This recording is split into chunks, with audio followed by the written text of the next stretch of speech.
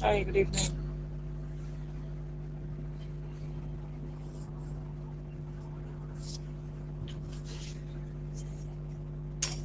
Yeah, hi, good evening. Good evening, Vinayak. How was your weekend? What did you do? Yeah, got our result. So So, it was good. verdict, It was good. It was uh, good. I guess 88. It's not bad. I think it's how not much? 88. 88. 88. Yeah. That's very good. I never got an 88, so that's like very good. Yeah. Uh, Congratulations. thank you. 88 in economics or 88 overall? No, my overall is like 75, but in economics it is 88. See, I don't know what your parents tell you, and I don't want to be in their role. But marks do not really matter that much. Yes, if you are looking for a college or a university that considers, is there some echo? I don't know why that's happening. Yeah, now Oh, it's now it's good. I think it is because of my mic. So, Okay, no problem. So yeah, so if you're taking admission in a university that is within, that follows like a particular university, like for example, if you were living in Pune and you are applying in a college that is related to Pune University, they will solely look at your board marks. So you'll have to do well in that. You need to get like around 80 plus, 82 plus to qualify. But if you're looking at national institutes like TIS or um, there is TIS or Delhi School of Economics or special Delhi School of Economics TIS, or there is another university CDS Center for Developmental Studies, which is in Kerala. They do not have this mark system, so they will not go on your board marks. You will have a proper entrance test, so you'll have to do well in that. So I'm just saying that even if you get like 70, 75%, and you may think it's less, it doesn't matter because even I scored 70, 75, around that much overall. And I got into one of the best institutions in the country. And I'm planning to go abroad now in a few years for my doctorate. So at the end of the day, even if your marks are a little less and you don't get a college that you want locally, like Jadavpur or something, which is good. Of course, Jadavpur is good. I don't know how they do their admissions, but even if you don't get it, that doesn't mean it's the end of the road. You can apply for TIS or CDS, and they have much better placements. They have much better jobs and careers, as well as when you're looking abroad and they see that you studied from CDS or TIS, they will easier. They'll be more, how do you say, comfortable in taking you because these institutions have years of history of producing so many good candidates. And the moment you get in, they will assume that you are a good candidate for that institution. So don't worry about that. But very good, 88 in economics is quite good. So boards will have to do around that much, like 85 plus. Anything above 85 plus is again very good for the boards. So yeah, congratulations on that. Um, any doubts regarding before we start with doubts? Anything else you did during the weekend? not really that much. I only started a new book. That's it. And the name? Oh, it was just a series of Dan Brown's Inferno. Oh, Dan Brown. Yeah. This is the book I'm currently reading. It's coming out as a Dalit. It's Yashika Dutt. So she speaks about her Oh, life as a the Dalit sociologist, the student. popular sociologist you're talking about, Yeah, Jessica. yeah. So there are Dalit narratives that exist, and if you study in a social sciences institution, especially a government social sciences institution, you'll have reservation as a policy of uh, uh, positive discrimination as due to a policy of affirmation that Dalits throughout history, even during the British Empire, were oppressed classes, and the So British does did that book yeah. Yeah. So does that book just is just about her research about the history? Yeah, part one chapter is about Dalit history and how the caste system came as a social being, as a social entity and a structural entity in Indian society, and how the British also used that uh, to help the upper caste consolidate power, um, and exclude the Dalits in the process, because one big thing the British learned from 1857 was that if you mess too much with the social order, there will be a revolt. And we saw it with the mutiny of the sepoys. So I don't call it a first war of independence. Why? Because if you consider what happened during that period of time, um, and let's say if that rebellion was successful, what would have happened is India would have been divided into princely states. Because if you remember, there were a lot of princely states also who joined the war because their kingdoms were taken away from them through the doctrine of lapse, saying that unless the child is a true born son or daughter of the ruling monarch, you cannot, the kingdom will be annexed by the British government. So the entire idea for them to join the rebellion was to ensure that the adopted child continues to be the ruler of that, or the monarch of that kingdom. So most probably some parts under the British Empire, the Indian subcontinent was ruled by the British Empire, would have been part of India, but then you would still have princely states in Rajasthan, Madhya Pradesh, parts of Maharashtra, and different places. So then that is why I don't call it first war of independence, because it would have just created something like how we see Europe, different countries all in one specific area, in one specific subcontinent. But yeah, so the British sort of, so this, she But, talks about how the, yeah. but some people say it as a war of independence because it really portrayed the idea of unity among Indians, no matter what caste or no matter what class they belong from.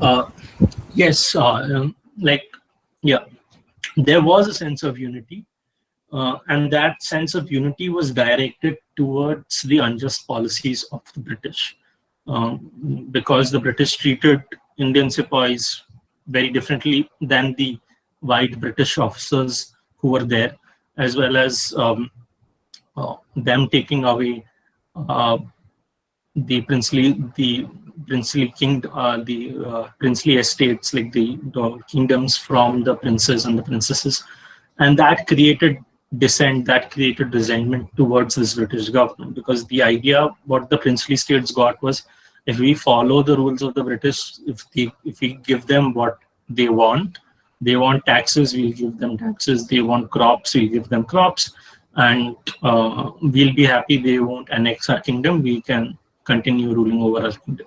But slowly that changed, and through the doctrine of lapse, they wanted more and more land.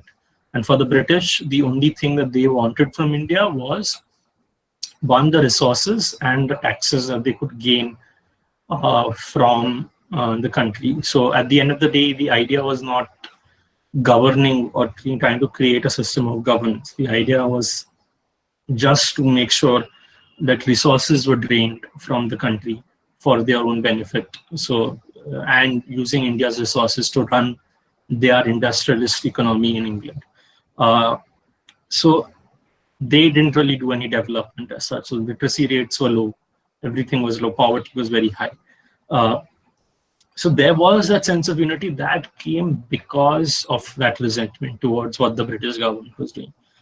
But But the reason I don't call it the War of Independence is we do not know the consequences of. So, with any sort of historical incident, there will be consequences that follow. So, if you look at the French Revolution that occurred, now that itself would be a completely unified movement, because a lot of poor people came up and said that the king was unjust. He was autocratic. He was not doing what the people wanted, and they wanted a system where every person had a vote and every person lived in a democracy, learning from the Greeks, because ancient Greece and Roman Empire was one of the few places where democracy existed to certain levels, only to certain levels. You still had slavery and all of those bad things within the Roman ultimately, Empire. ultimately, Rome fell. We Yeah, all Rome fell. So when we look at the French Revolution, we look at the consequences. What happened? They came up with the constitution, liberty. I'm forgetting the name, fraternity, fraternity, and the fraternity. third one I'm forgetting. But it was to create a system of democracy which applied to everyone, which the Indian first war But of independence. Yeah, there were consequences, I guess. Won't it? But matlab, didn't it lead to the transfer of power between the company and the monarch? I mean, the power shifted directly towards the Queen of yeah, UK. yeah. It all came under Queen Victoria, but that is because even though the revolt and the War of Independence was unsuccessful, the British government lost its confidence in the East India Company on doing its job. So that is why they transferred power directly under the British government. So instead of East India Company and East India Company head being the foremost authority within the subcontinent, you had a governor general who came as an emissary of the British government, and you had the British army itself being part of the entire managing and governing the entire Indian subcontinent. That is because they lost the war. Now if we sort of think about it from the consequences of what if the Indians they actually won the war? Let's say they won the war and the East India Company had to retreat. One case would be one consequence would be either the British government would immediately send the British armed forces into the subcontinent to take power back.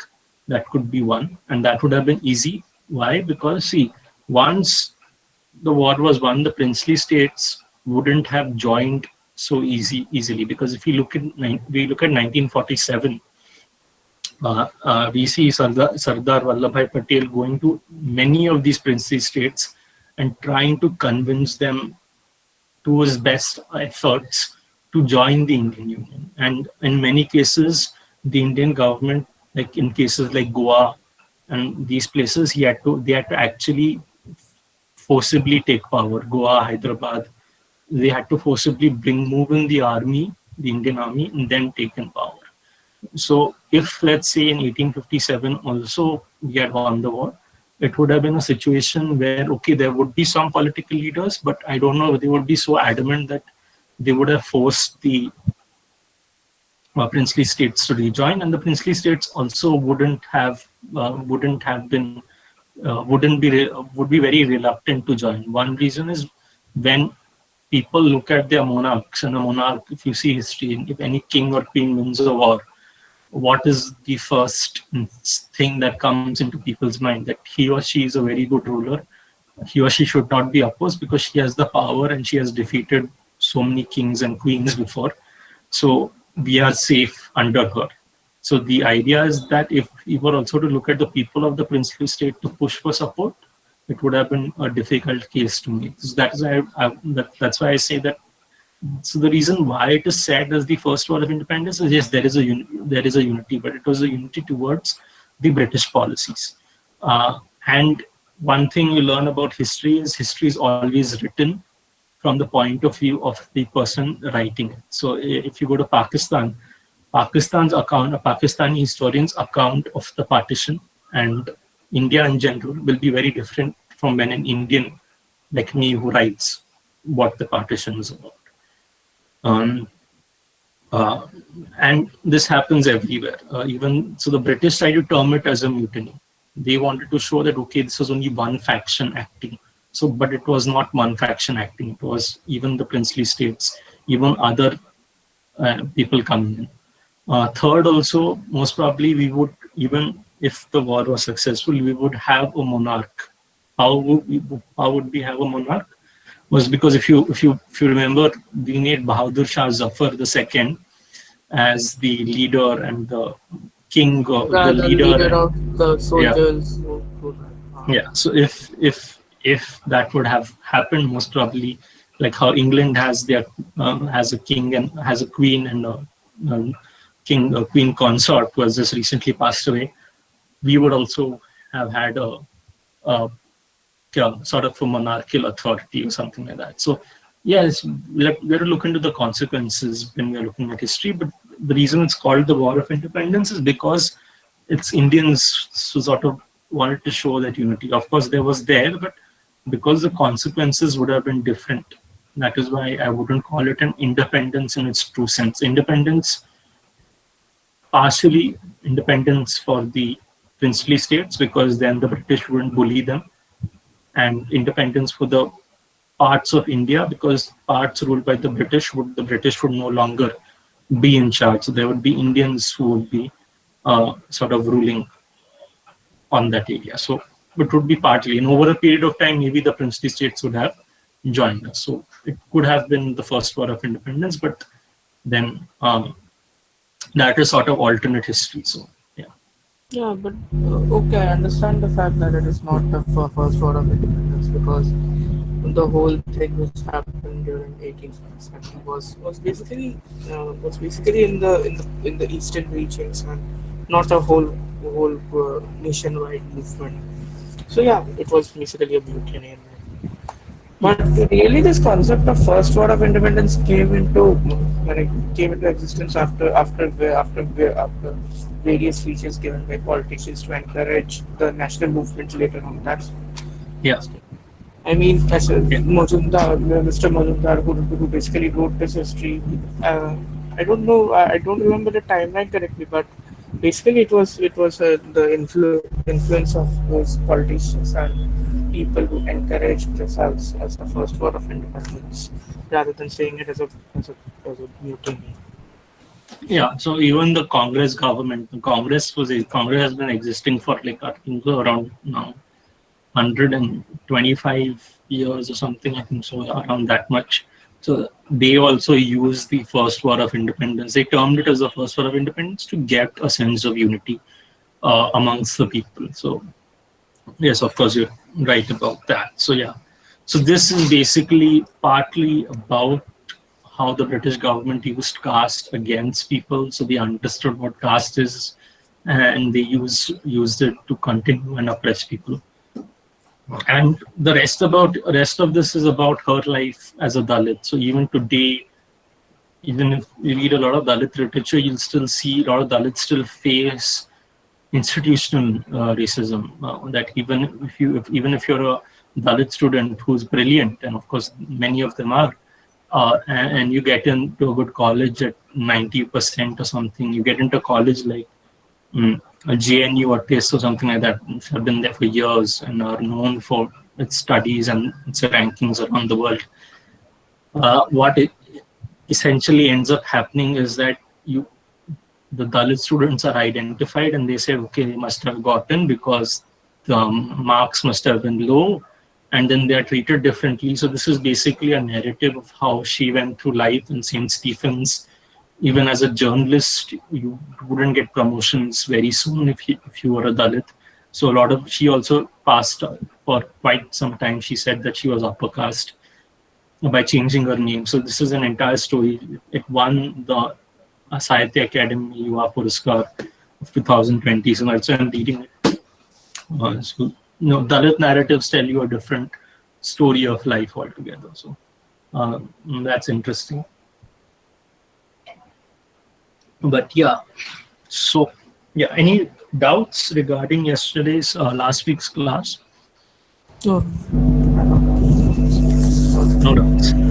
So this is today is more a little bit more of a exercise session for you.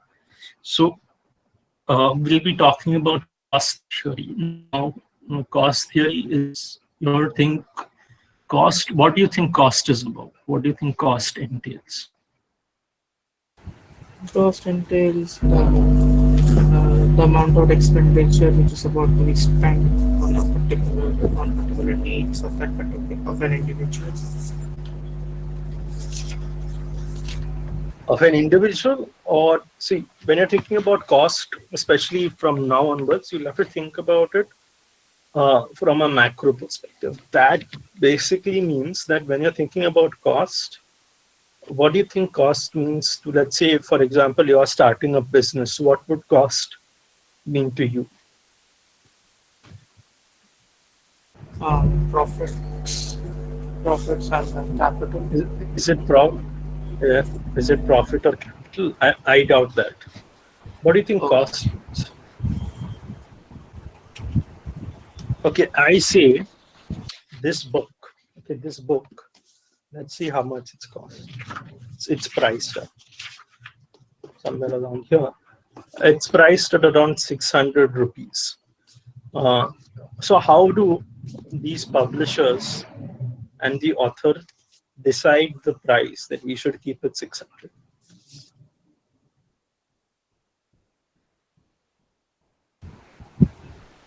Basically, the cost of production, which was earlier put into the input about sorry, for making that book, the number of pages required, the publishing cost, the taxes and all, and ultimately, but no, still the cost will have the factor of profit, won't it?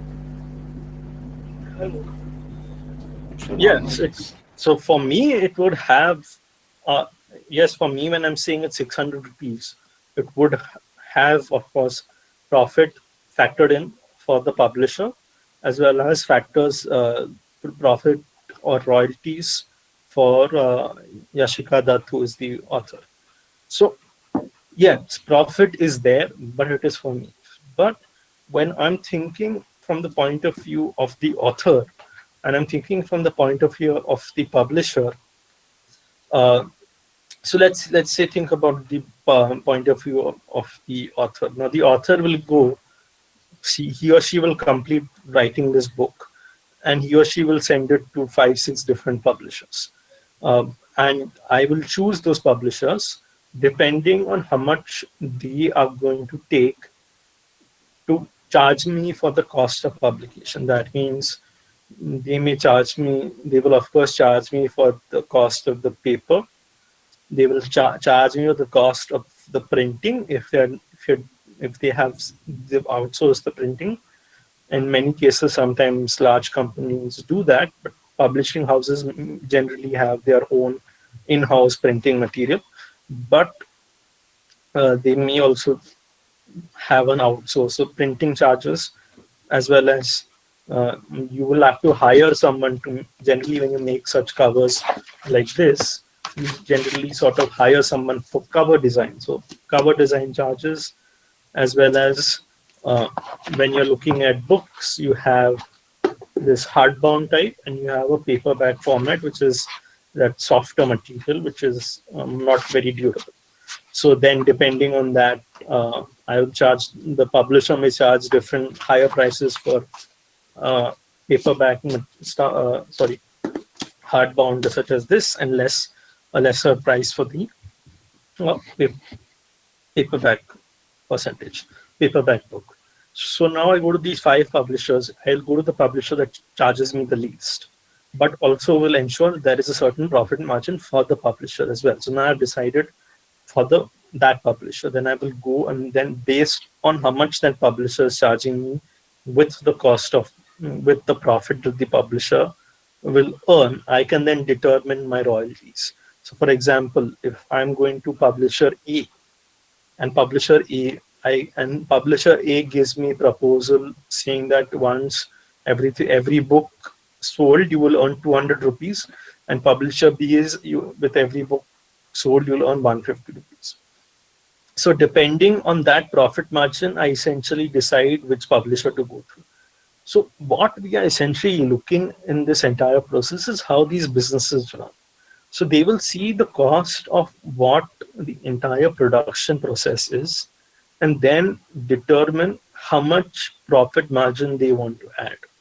So profit margin is something that is factored towards the consumer, such as me, who's buying the book, because the MRP already comes out in that way. The MRP is already marked at 600, which includes the author's royalties as well as the publisher's profit margin. But when you are at the production stage that you want to send this book, that time the profit margin is not determined. At that point, it's just determining the costs of producing one book. So let's say the cost of producing one book is 250, but you're selling it at 600. Then 600 minus 250, whatever is remaining, that essentially can be divided between the author and the publisher. So that is where production companies, businesses essentially are able to determine how much profit they are going to make, and then they decide how many units to manufacture based on the profit and the total market demand. So, cost essentially, whenever we are looking at cost theory as such, we are just looking at this process that if you're supposed to manufacture a book or a cold drink or a bag of chips, or even if you're uh, buying food, we are looking at the costs that everyone has to incur, and based on the costs there are different types of costs depending on what you're doing, and depending on those costs you determine how much percentage of profit margin I can make, and then I sell it at that price. Now, uh, yeah, so then any doubts about this? No. Okay. So On we'll getting get into into that, costs. Yeah, getting that, yeah, discuss about. No, it's fine. yeah. So cost theory, this is basically cost theory. So cost is simply nothing but the amount a certain producer incurs for the sole purpose of production of goods and services. So cost is what all that entire process from seeing, reviewing the book, the written material for the book that has to be published, by looking at the cost of cover design, hardback, cardbound, paperback, material cost, cost of pages needed, and the cost of marketing and distributing it. And then after that, whatever, and marketing and distributing it. So that entire process is essentially nothing but from from point A, that is the point where the material is being reviewed for publishing, till point Z, where it is being distributed to to bookstores through the publication houses. That entire cost that the producer or the publisher has to incur is essentially nothing but the cost. So there are two major types of costs. First is a fixed cost and a variable cost. So a fixed cost is nothing but a cost that is levied on the product, on the capitalist or the business person or the producer, even if goods and services that are being produced are zero. So what do you think? Try and guess what a fixed cost could be.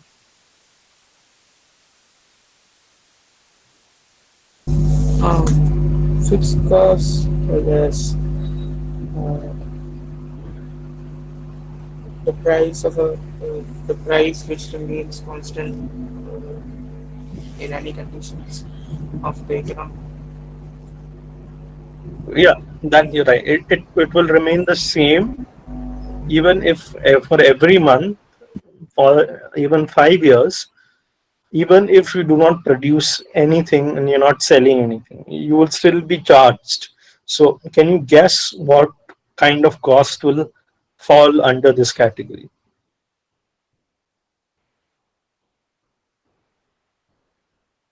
Okay, yeah. Rubbers, pencil sharpeners. Mm, how would that sort of join in the production process? Like, how is that? Yeah, Oh, that could be, but that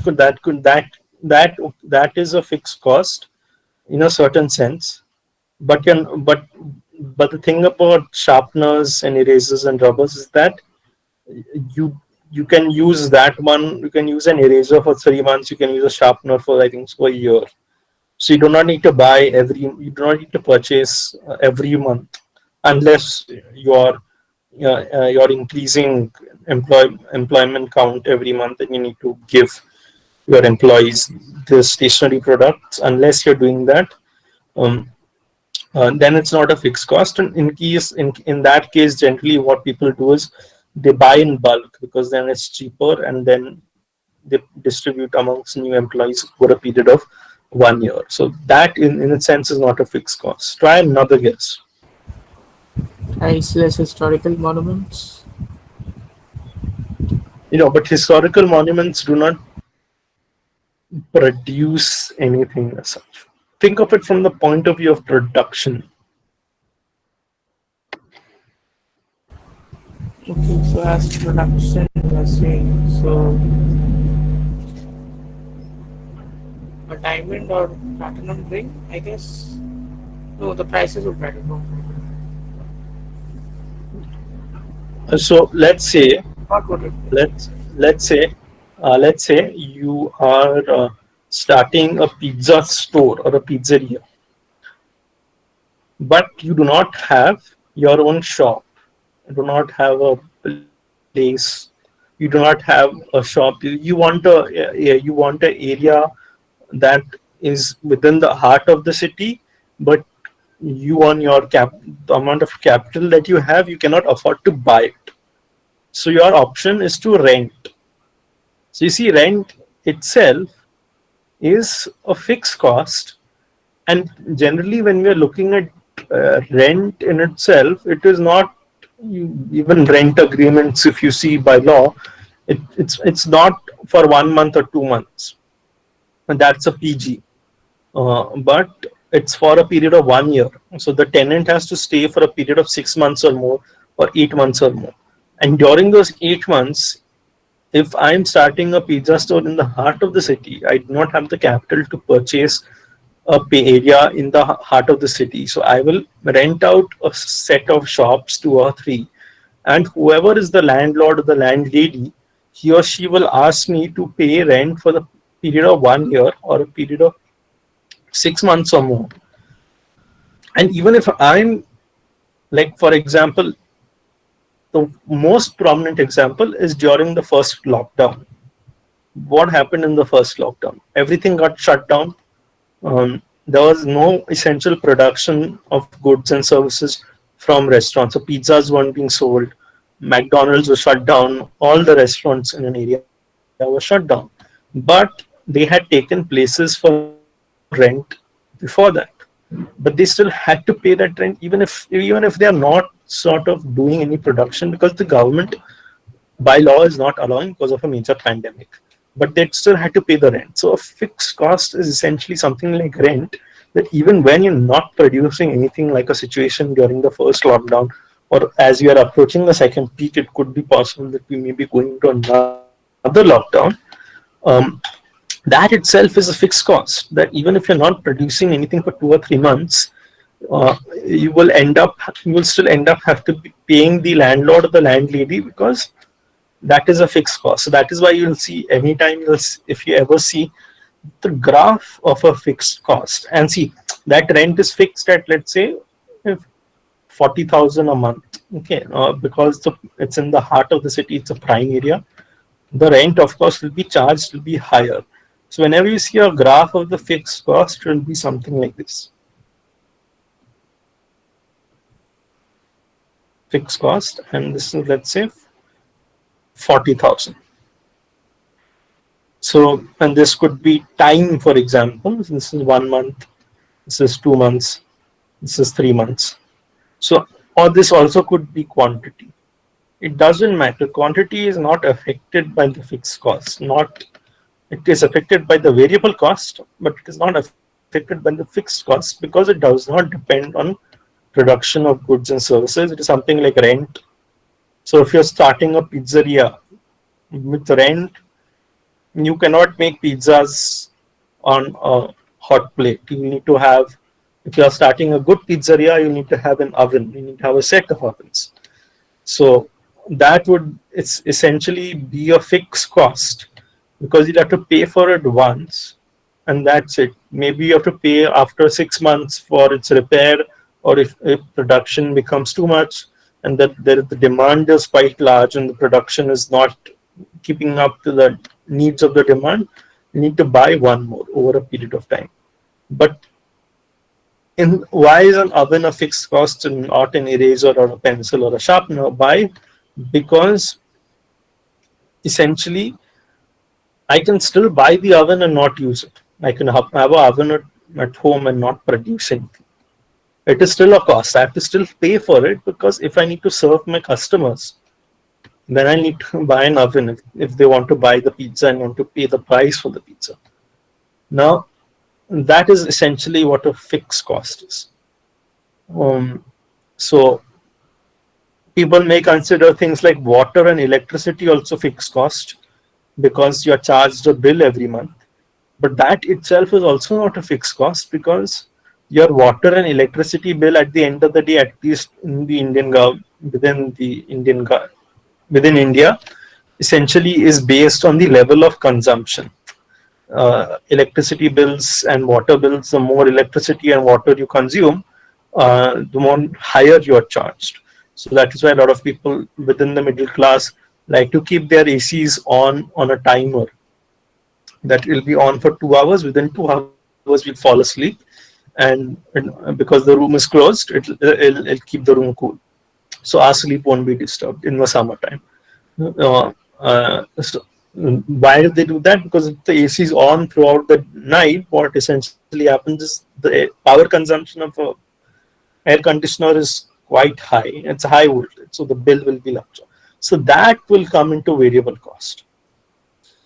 Water bills will come under variable cost, as well as when you're thinking about pizzerias, making pizzas, you need to calculate the cost of the dough.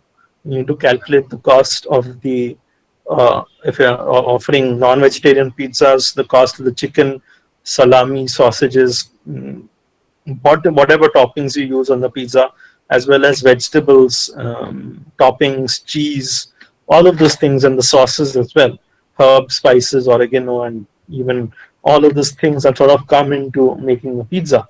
And that is variable costs, and those are variable costs. Why? Because they are dependent on the levels of output. That means it's dependent on the amount of pizzas you are making in a day or in a week or in a month. So if your pizzeria is very successful and a lot of customers are coming, you'll keep on buying more of the raw material, consuming more of the electricity because if the demand is so much, you need to keep your ovens constantly running. Need to have an electric oven constantly running throughout the day because unless the oven is on, it won't be hot and the pizza won't cook fast. Even if the oven is on and the temperature is high enough, then the pizza cooks faster and you can give it quickly to the customers. So your cost of electricity also goes up. So the more the production, the higher the quantity is produced, the number of pizzas you're manufacturing more, the more raw materials, the more electricity, the more water you'll be consuming, and therefore what will happen? The levels of outputs will start going up. So that is what variable cost essentially means. So the more you produce, the more your variable costs will rise, and therefore that is why you'll see a variable cost curve will be something like this. It's really small, but you get the idea. It'll be something like this. It'll be going up in this direction. Why? Because as levels of as output increases, the curve will keep moving up and up. I'll show you how it happens in the graph. Uh, yeah. So I already answered this one. Try and guess once. So yeah. So average fixed cost, that is AFC. Remember these terms: AFC, ABC, all of these things. AFC is nothing but your fixed costs divided by the quantity. So yeah. That is your average fixed cost.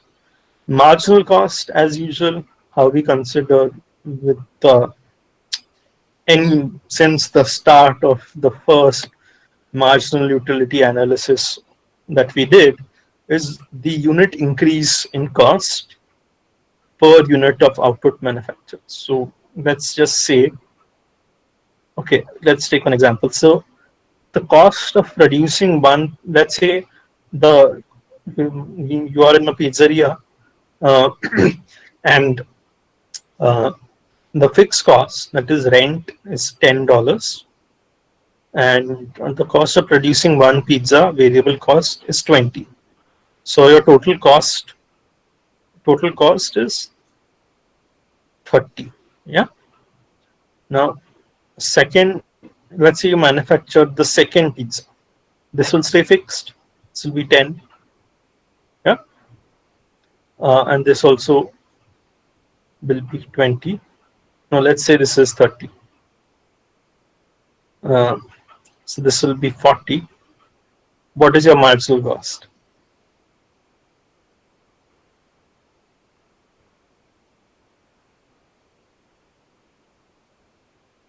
Try to see what's changing. Sorry, pardon, I didn't Yeah. get. Yeah. So over here, this is your quantity of pizzas you're manufacturing. When you're manufacturing one pizza, the fixed cost of rent is $10. The cost of producing one pizza is $20. That is your variable cost. Okay, that is your raw materials, your dough, everything. So your total cost of producing one pizza is $30. It's 20 plus 10, because you're adding all the costs together to find out what your profit margin. Now let's say, now what we're doing is calculating marginal cost, which is that, let's say I want to produce one more pizza. What is the marginal unit? What is the cost marginal increase in cost?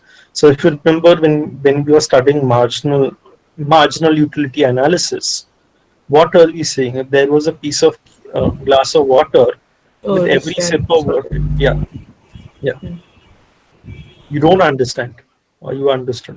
The voice broke. No, I said it is stand. Yeah. I think So my with mic every is not working.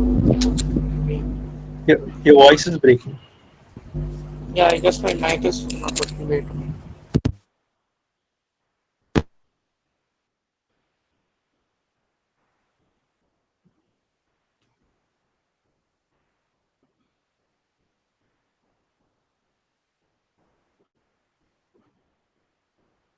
Yeah, you're on mute actually.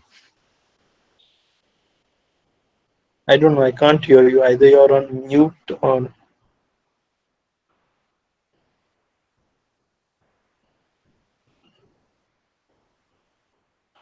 I can't hear you, Vinayak.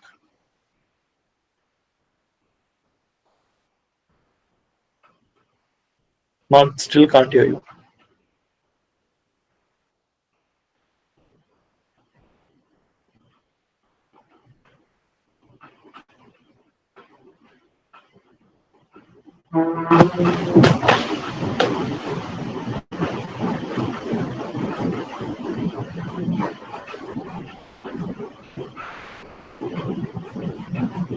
No, Vinayak.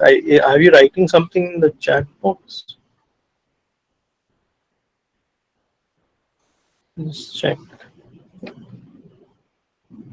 No problem. Take your time. We can continue this tomorrow as well. Not the issue.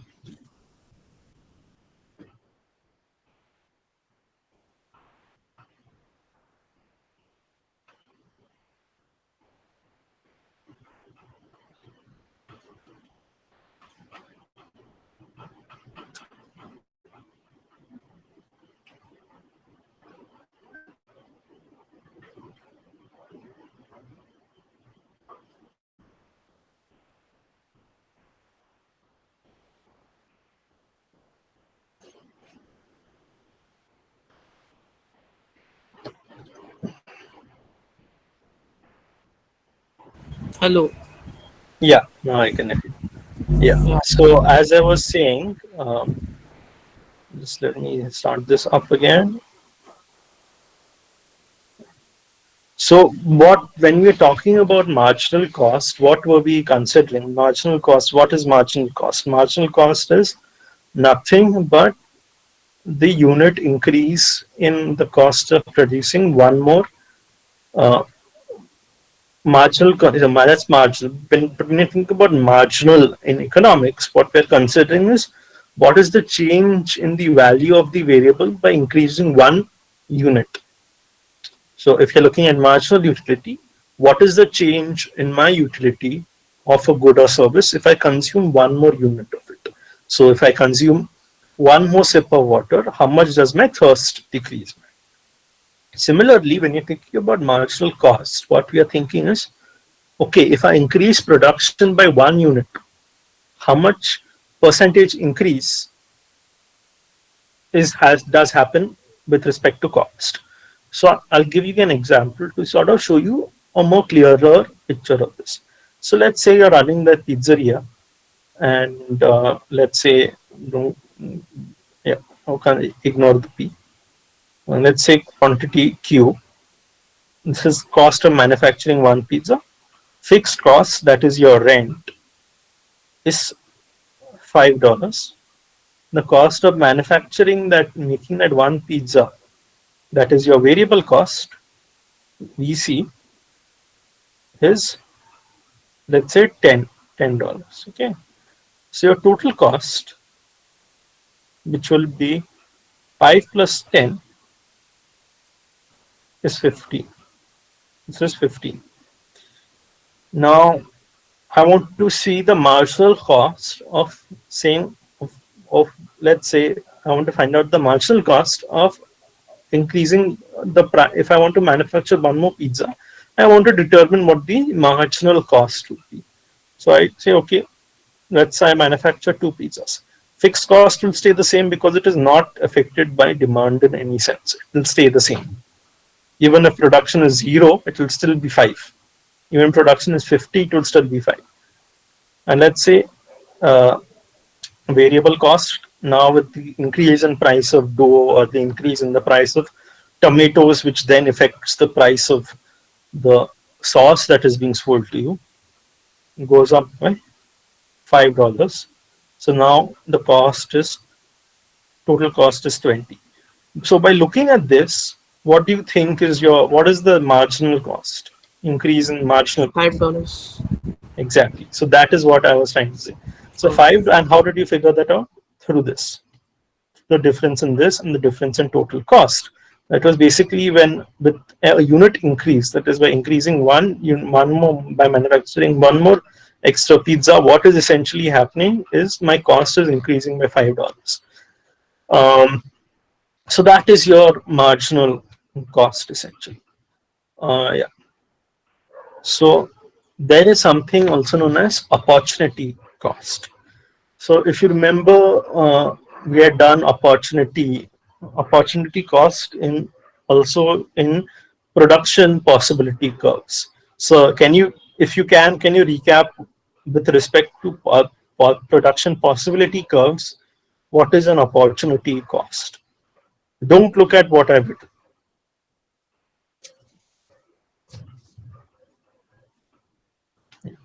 because that will give you the answer to production. I want you to relate both of them together.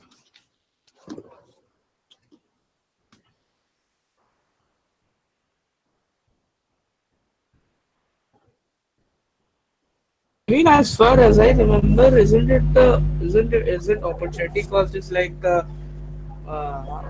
the cost which is it is the most beneficial alternative good which is given up to Yeah. produce that particular another one. Yeah, exactly. So opportunity cost when you're looking at production possibility curves, what we were doing, we're looking at two goods, either clothes or food, and we had a set number of resources with us. So over here you see production theory also coming in with respect to costs because resources are fixed. You cannot increase the resources. So even in opportunity costs, the resources are fixed. So you have a set number of resources and you cannot increase or decrease it in the short run. In the long run, if there are more resources discovered, then maybe you could increase it. But in general economics, resources are limited because at the end of the day, there is a limited amount of petroleum, there is a limited amount of fresh water, there is a limited amount of forest land. Uh, so in opportunity in production possibility curves, you're looking at two options: guns or butter. Is it beneficial for the economy to produce guns so I can arm my armed forces, or is it beneficial to produce lesser number of guns but still produce guns to arm my military and my defenses, but also produce butter and bread and food to feed my people and keep them happy? So that was a decision. So if I transferred some units from food into guns, that percentage I was those units I was losing out, that essentially is my opportunity cost. Now opportunity cost comes into production when a person has a choice of choosing one alternative, considering one alternative over the other. So for example, if I am a chartered accountant, I have the degree, I'm certified by ICAI and everything's done. I have the option to join something like organization like Deloitte or Price Waterhouse Cooper, I don't know, PwC, and earn around 1 lakh rupees a month and provide my services.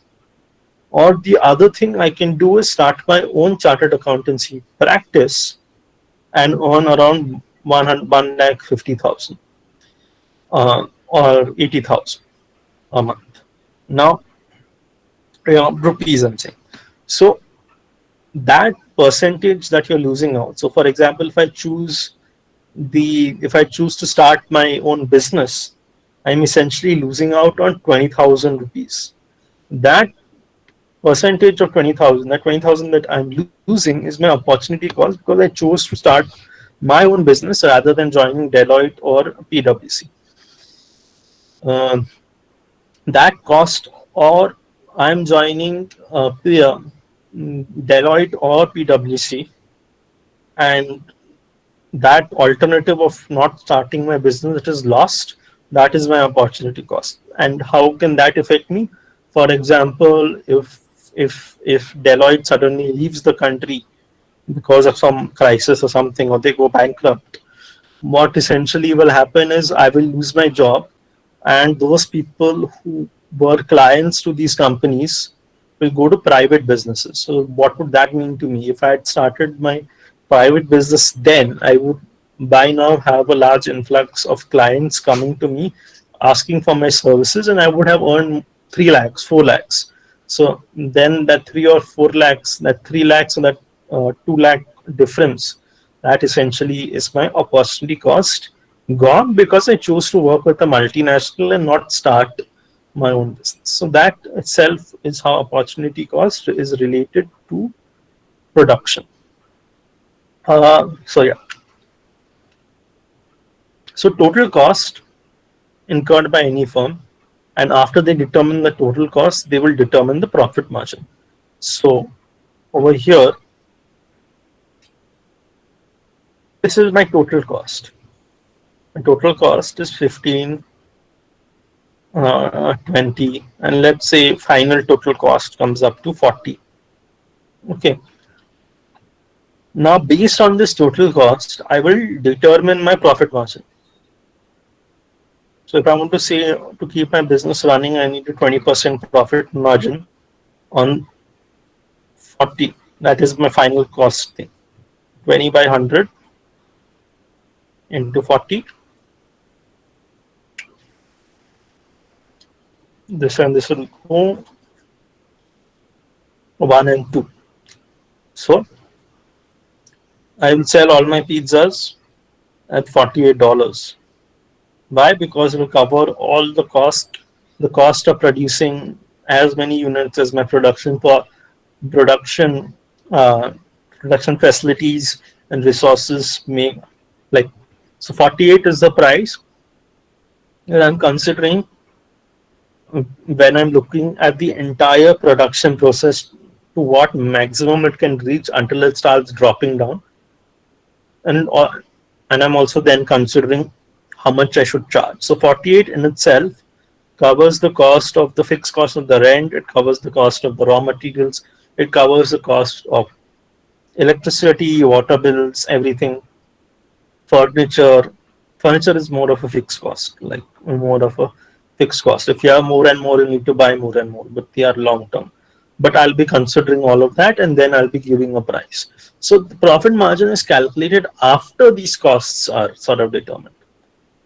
After I consider fixed cost, after I consider variable cost, and considering variable cost increasing and decreasing with every unit increase in production. So now, three things to remember: average variable cost (AWC) is nothing but the total variable cost divided by the quantity of units produced. So if your variable cost is 200, the units produced are 10, so of course it's 20. Average fixed cost, let's say it is 15 for 5 units, 5 quantities manufactured. So it is 3, average is 3. And average total cost would be an addition of all of this. So won't it be uh, total variable cost divided by quantity rather than, Which I one? mean, for average variable cost? Total variable cost. Yeah. So yeah. So whenever you're looking at the variable average variable cost graph, it'll be, of course we'll see it'll be, so it'll be some, let's say this is the average variable cost. It doesn't look like this, but I'm just saying. Over here we are considering one unit increase, every unit increase. Of course, over here I'm doing a totaling, but if you wanted to plot it out at every point like this, then what will I need? I will need something. So let's say this is